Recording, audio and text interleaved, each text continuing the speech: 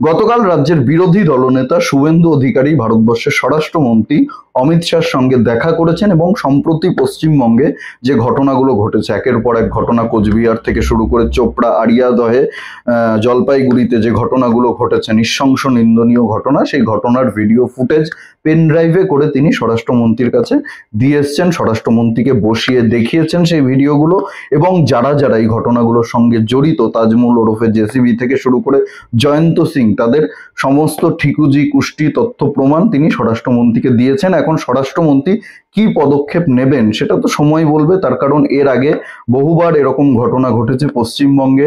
বহুবার রাজ্যের বিরোধী দলনেতা শুভেন্দু অধিকারী নিজে গিয়ে স্বরাষ্ট্রমন্ত্রীকে সেই সমস্ত বিষয়ে নালিশ জানিয়েছেন, তথ্য প্রমাণ দিয়ে এসছেন, কিন্তু ভারতবর্ষের স্বরাষ্ট্রমন্ত্রী অমিত শাহ কোনো পদক্ষেপ নেয়নি। এবার কি পদক্ষেপ নেবে সেটা সময় বলবে, সেই বিষয়ে আমি কোনো কথা বলবো না, আলোচনা করব না। রাজ্যের বিরোধী দলনেতার কাজ তিনি করেছেন, তিনি নিজের দায়িত্ব পালন করেছেন, তিনি ভারতবর্ষের স্বরাষ্ট্রমন্ত্রীকে নালিশ জানিয়েছেন, তথ্য প্রমাণগুলো দিয়ে এসছেন, তার কাজ তিনি, তার দায়িত্ব তিনি পালন করেছেন। কিন্তু এই যে মিটিংটা হলো, এই মিটিংটা হয়েছে স্বরাষ্ট্রমন্ত্রী অমিত শাহর কেবিনেট অফিসে, যে অফিসে শুধুমাত্র শুভেন্দু অধিকারী রাজ্যের বিরোধী দলনেতা এবং স্বরাষ্ট্রমন্ত্রী অমিত শাহ ছিলেন, অন্য কেউ ছিল না, এই দুজনই ছিল। সেখানে কি কথা হয়েছে, কি আলোচনা হয়েছে সেটা আমরা জেনেছি শুভেন্দু অধিকারীর মুখ থেকে। সাংবাদিকদের সামনে শুভেন্দু অধিকারী যেটা বলেছেন সেটাই আমরা জেনেছি। কিন্তু এই বিষয়ে গতকাল কুণাল ঘোষ, তৃণমূলের মুখপাত্র কুণাল ঘোষ, জেলখাটা আসামি যাকে সবাই বলে, সেই কুণাল ঘোষ সাংবাদিকদের কাছে বলেছে অমিত শাহর সঙ্গে নাকি শুভেন্দু অধিকারী এই সমস্ত বিষয় আলোচনাই করেন। শুভেন্দু অধিকারী রাজ্যে বিজেপির যে গোষ্ঠীদ্বন্দ্ব চলছে সেই বিষয়ে নাকি আলোচনা করেছে। স্বরাষ্ট্রমন্ত্রী অমিত শাহ তো আর ফোন করে কুণাল ঘোষকে বলেনি যে শুভেন্দু অধিকারীর সঙ্গে আমার এই বিষয়ে আলোচনা হয়েছে। শুভেন্দু অধিকারীও নিশ্চয়ই কুণাল ঘোষকে ফোন করে বলেনি যে আমার আর স্বরাষ্ট্রমন্ত্রীর মধ্যে আজকে এই বিষয় নিয়ে আলোচনা হয়েছে। তাহলে কুণাল ঘোষ কি করে জানবে যে শুভেন্দু অধিকারী আর অমিত শাহর মধ্যে কি আলোচনা হয়েছে, কি বলেছে কুণাল ঘোষ? আপনারা আগে শুনুন, তারপরে এই বিষয়ে আমি আলোচনা করব। মাননীয় কেন্দ্রীয় স্বরাষ্ট্রমন্ত্রীকে যা যা জানিয়েছেন বলে বাইরে বলা হচ্ছে, আমাদের কাছে খবর যে সেগুলো একটিও বাইরে আলোচনা হয়নি, ভেতরে আলোচনা হয়নি, সম্পূর্ণ অন্য বিষয়ে আলোচনা হয়েছে। ভঙ্গুর বিজেপি, গোষ্ঠীবাজিতে দীর্ণ বিজেপি, শুভেন্দুবাবুদের উল্টো গোষ্ঠী যা যা অভিযোগ করে এসেছিল, এগুলো নিয়ে তাদের কৈফিয়ত চাওয়া, মতামত চাওয়া, এইসব আলোচনা হয়েছে। সেটাকে ধামাচাপা দেওয়ার জন্য, শাক দিয়ে মাছ ঢাকার জন্য বাইরে এইসব জেসিবি অমুক তমুক, অমিত শাহ সে নিজের জ্বালায় মরছে, মণিপুর থেকে শুরু করে ওর বাকি সমস্ত নিয়ে তার খেয়ে দিয়ে কাজ নেই, বাংলা নিয়ে গোয়ারা হারা নিজের দলের লোকের কাছ থেকে বাংলা নিয়ে শোকসভা শুনবে। এতদিন আমরা জানতাম যে বাদুর মুখ দিয়ে মলত্যাগ করে, কিন্তু এখন দেখছি শুধু বাদুর নয়, কুণাল ঘোষও মুখ দিয়ে মলত্যাগ করে। স্বরাষ্ট্রমন্ত্রী অমিত শাহর অফিসে অমিত শাহ এবং রাজ্যের বিরোধী দলনেতার মধ্যে কি বিষয় আলোচনা হয়েছে, কি নিয়ে মিটিং হয়েছে, সেটা কলকাতাতে বসে কুণাল ঘোষ জেনে গেছে। চিন্তা করুন একবার, তৃণমূলের সাংসদ সৌগত রায়কে রাতের বেলায় ফোন করে হুমকি দিচ্ছে মস্তানরা যে জয়ন্ত সিংকে ছাড়াতে হবে, না হলে যে কোনো সময় গুলি করে দেবে। কামারহাটির বিধায়ক মদন মিত্রকে রাতের বেলায় ফোন করে হুমকি দিচ্ছে মস্তানরা, গুলি করে দেব জয়ন্ত সিংকে না ছাড়ালে। কতটা সাহস এদের, আদৌ কতটা সত্যতা রয়েছে এর পেছনে আমি জানি না।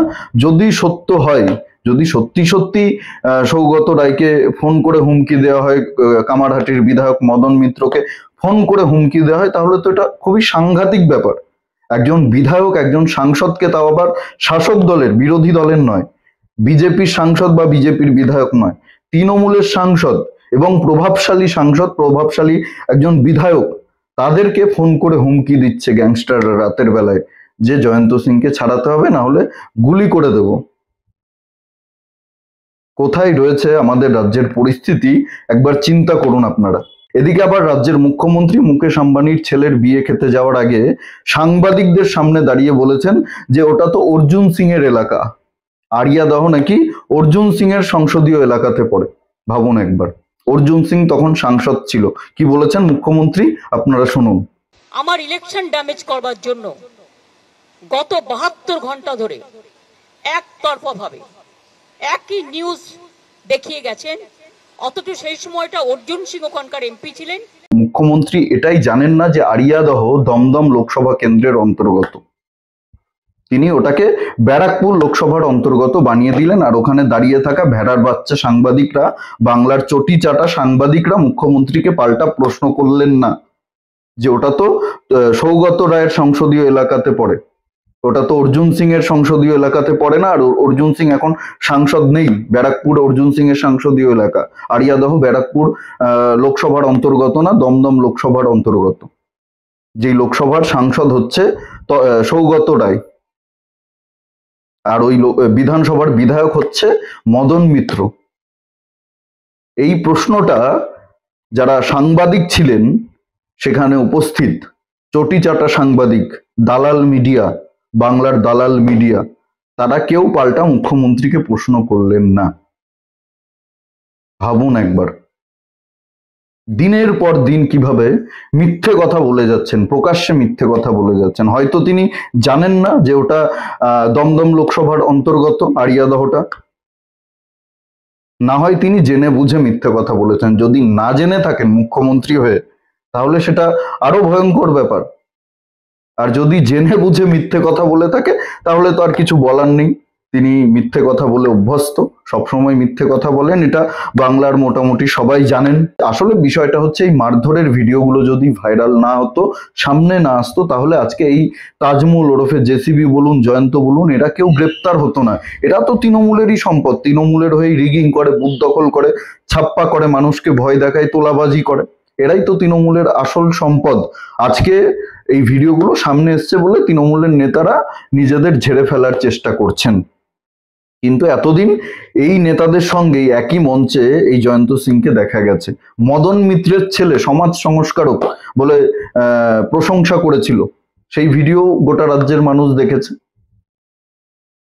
আজকে শাক দিয়ে মাছ ঢাকার চেষ্টা হচ্ছে। এই বিষয়ে আপনাদের কি মতামত অবশ্যই কমেন্টে জানাবেন। ভিডিওটি ভালো লাগলে প্রচুর পরিমাণে শেয়ার করবেন, লাইক করবেন, আর জাগরণ বাংলা ইউটিউব চ্যানেলে নতুন হলে আমাদের চ্যানেলটি সাবস্ক্রাইব করে পাশে থাকবেন, পাশের বেল আইকনটি প্রেস করে দেবেন। আমাদের প্রতিটি ভিডিওর নোটিফিকেশন আপনার কাছে সবার আগে পৌঁছে যাবে। সবাই খুব ভালো থাকুন, সুস্থ থাকুন, আশেপাশে সবার খেয়াল রাখুন। জয় হিন্দ, বন্দে মাতরম, ভারত মাতা কি জয়।